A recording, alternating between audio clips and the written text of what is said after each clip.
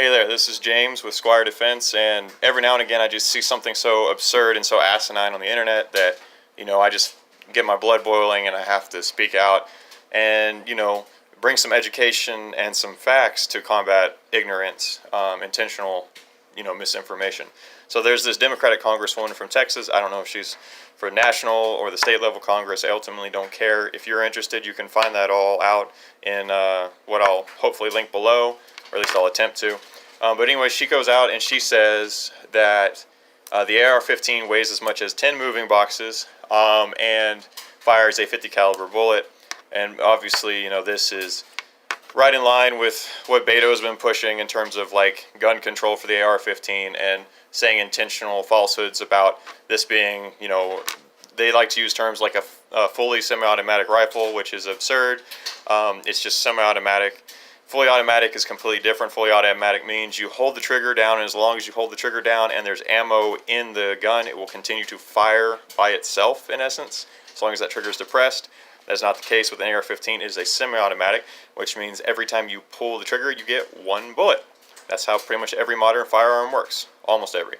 So it's a semi-automatic, not a fully semi-automatic. That's, again, intentionally to cause fear and to for the people who are not educated on the subject to help misinform them further, so that people might be pushed more in their direction.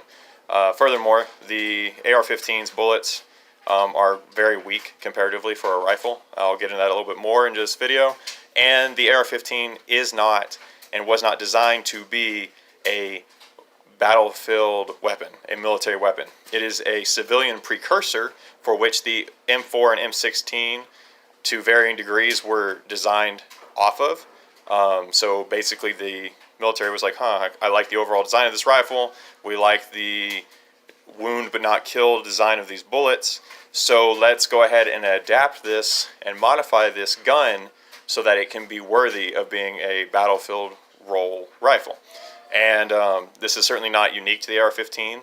This is also true of the Beretta 92, which is the M9 pistol, which is being phased out currently in the military in exchange for the new SIG M17 and M18 pistols, which both have their civilian counterpart equivalents as well. This is also true of the M90 shotgun, which has its equivalents again in the civilian marketplace. That's pretty much how every military firearm works, right? You have a civilian equivalent, which gets pitched to the military to basically be bulked up into a military version, and then it becomes the military rifle. So without further ado, let's go ahead and dive right into some of these absurd claims now that we've got that out of the way. So the AR-15 fires a caliber of bullet known as a .223 or a .556 NATO. So the .223 is what determines in America how we classify bullets. So the 50 cal is an American classification. And that is a .223.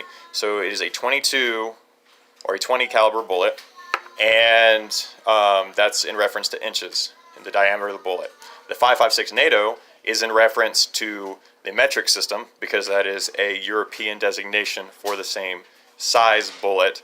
It has a few minor differences in terms of like powder load and the pressure at which it puts off inside the chamber of the gun, but those are the largest things to kind of be aware of. So when someone says a .556, it's not a 50 caliber bullet. It's a different system by which the ammunition is measured in terms of the size. And to show you how tiny these bullets are, and comparatively, right, to other rifle and pistol bullets for that instance, I have a few here to show you with my little helper here.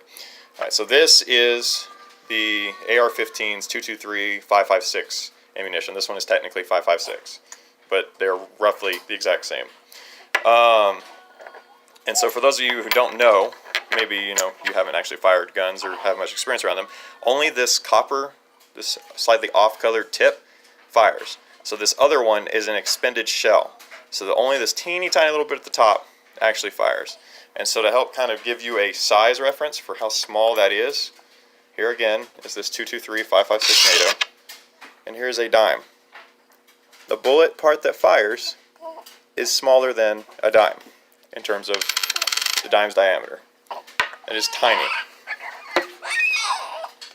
To give you some more comparison as to how ultimately pathetic this round is in terms of its power, this is, again, the 223 compared to a 9mm. Okay, a 9mm is a standard for most police and military sidearms.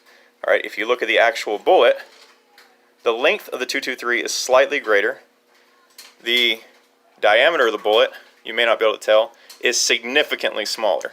A 9mm handgun bullet is overall larger than a 223 5.56 rifle bullet. Does that mean it has more power and all this stuff? No. But in terms of like some of these Congress people saying, oh, it's this massive 50 caliber, super powerful rifle round, that's just to show you, hey, literally some handgun bullets, very common handgun bullets, have a overall larger mass to them than these tiny little 223 5.56 rifle rounds. All right, and again, this is a bigger rifle caliber, but for the amount of damage and the pictures that they like to paint that an standard AR-15 actually does, this is a round more comparative to that. So this is a .338 Lapua Magnum.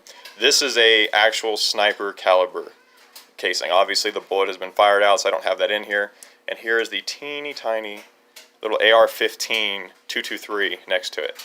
All right, you can see there's a huge difference in size in just these casings. That has to do with the amount of powder and the amount of pressure behind the bullet itself that fires out, and the actual bullet is much larger, again, from the .338 Lapua Magnum versus the tiny little 223 5.56 AR round.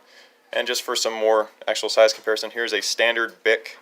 This is the ultra round stick grip BIC. You can find these for super cheap at your local Walmart, compared to the 5.56 223 casing. And let's go ahead and, just for the sake of being a completionist, compare this to the full-on round. This teeny tiny, low-powered bullet that is not designed to kill, can kill, obviously, but you can kill with just about anything if there's enough velocity and appropriate placement. A tornado could kill you with this dime, if it threw it at you in the right part of your body at a great enough velocity.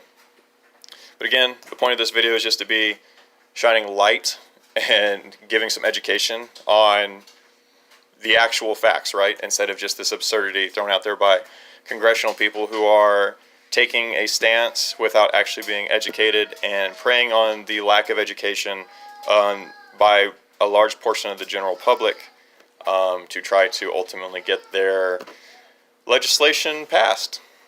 So that's the end of this video.